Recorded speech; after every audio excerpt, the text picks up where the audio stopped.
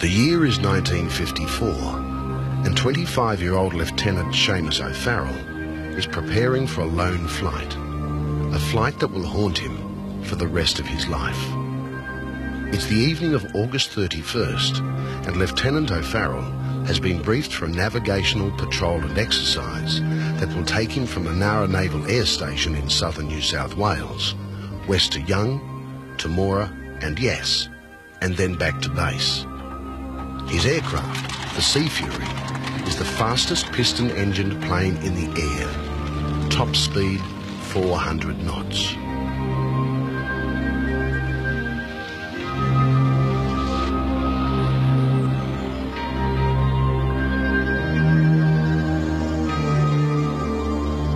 A cool customer, Seamus O'Farrell is destined for high military honours.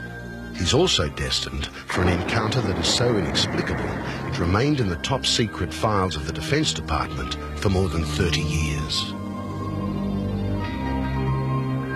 I didn't think there was anything in there that was likely to affect national security, but other people obviously did. 39 years after the event, Seamus O'Farrell can talk openly about his mysterious experience. But back then in 1954, he was terrified it would wreck his career.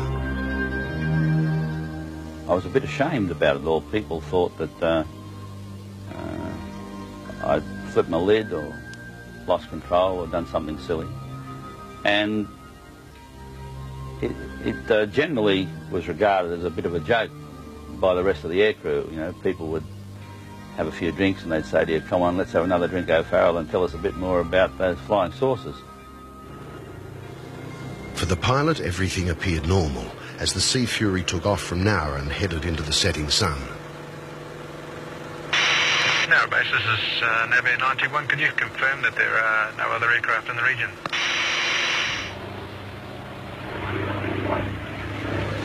The actual tapes of the radio transmissions between the Sea Fury and Nara base have been erased by the Defence Department. But the conversations you will hear in this story are as close as we can get to the real thing. They are the recollections of the pilot, Seamus O'Farrell, and his link with Nara base radar operator, Petty Officer Keith Jessup. The first two legs of the flight were uneventful, but as Lieutenant O'Farrell turned into the last leg, Petty Officer Jessup noticed something unusual happening on his radar screen. Two strange echoes. Echoes that were closing in fast on the Sea Fury. What these two objects were, I didn't have any idea, and I was concerned with the safety, so I reported to the relevant officer in charge of that area at the time. A full minute later, Seamus O'Farrell in Sea Fury 921 realised he was not alone up there at 13,000 feet.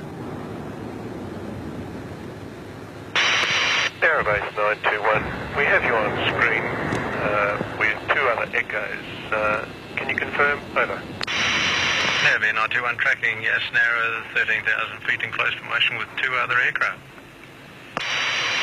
They were formating with me. They were moving along with me and holding their station with me. And they were about the same distance out on either side. Narrowbase 921, can you identify aircraft for us, please? Nav 921, negative. Try to picture Seamus O'Farrell's predicament. When he left Nara, he had been briefed that there would be no other aircraft on his flight path. Suddenly, he was confronted with the impossible. Two unidentified craft, two brilliant white lights, flying in formation with the Sea Fury. One was about 30 metres on his port side, the other 30 metres to starboard. At the time, I just knew that there shouldn't have been anything else there, and I brought the attention to the naval officer I said in charge and to our staff, and our staff in there were equally as surprised. We did plot on our radar screen all three radar objects, and it had to be something because we wouldn't have got a radar echo, as we called them, back to the radar room had it not been a substance that reflected our radar beams. Narrow base 921, can you execute a 180-degree turn so we can identify your position? Over.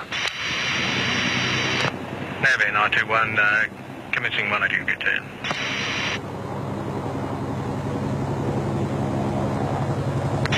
Narrow base 921, complete 360, return to track. Over. Narrow 921, roger. By this time, there was a minor panic in the radar room at Nara. They started checking and double-checking. The Air Force confirmed they had no planes in the air that night. Sydney Airport Tower reported there were no civilian aircraft flying in the area. And up above, the two objects were maintaining formation with the Sea Fury. Then after several minutes, they confounded everyone. They sped away into the night. Narrow base 921, confirm. Echoes, moving to northeast. Over. Narrow 921, confirm aircraft have left formation on track to the northeast, yeah. Then I saw the rate at which they were able to open up from me, fly ahead of me, cross directly in front of me and take station on the other side, almost in the flash of an eye, leaving me apparently standing still relative to their motion. And that's what made me think. I then stopped and thought about it and said, this is incredible. What sort of aircraft have I got out here? And I knew then, in my own mind, that there were no aircraft in Australia that could do that. What sort of aircraft indeed? Remember, the Sea Fury was one of the most powerful aircraft in the sky. Back then in 1954, it could do an amazing 400 knots. After those two unidentified objects shot past Sea Fury 921, the radar operators at Nara Base did some calculations. They estimated that the UFOs had to be travelling, really travelling, at over 1,000 knots.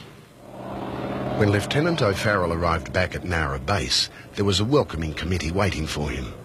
He was immediately ordered to sickbay for an exhaustive series of tests. The medicos questioned his drinking habits, his state of mind, his fitness, just about everything. But Seamus O'Farrell was given a clean bill of health. So clean, in fact, that he went on to become one of the Navy's top pilots and eventually naval attaché in Washington.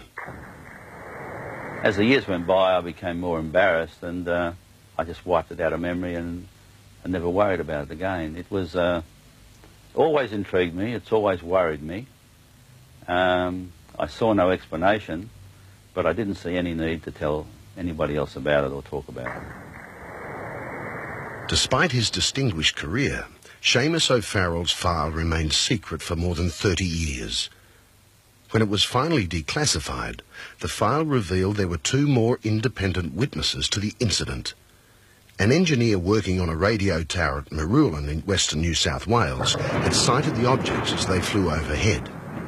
And an air traffic controller at Sydney Airport logged unusual lights passing to the south of the city. The first civilian to study the file was UFO researcher and investigator Bill Chalker. One has to bear in mind the credentials that come with the sighting. You have a highly qualified and experienced pilot. You have confirmation from the ground from the radar operator. You have two separate ground witnesses, all confirming the presence of an unidentified or two unidentified aircraft of some description, and doing things that were apparently inexplicable or beyond the capabilities apparent at that time. Seamus O'Farrell has no doubt what he saw that evening in 1954. And because of the evidence, especially the documented radar sightings, a United States government report rated this close encounter as one of the 13 most significant in the world. To this day, I'm as certain as I was then that I saw two objects flying in close formation with me, and I'm convinced they weren't aeroplanes that come from the Navy, the Army or the Air Force or civil aviation. Whatever they were very fast craft, and they were very good performance. Seamus O'Farrell now lives in Canberra. The official file on his experience has gone missing.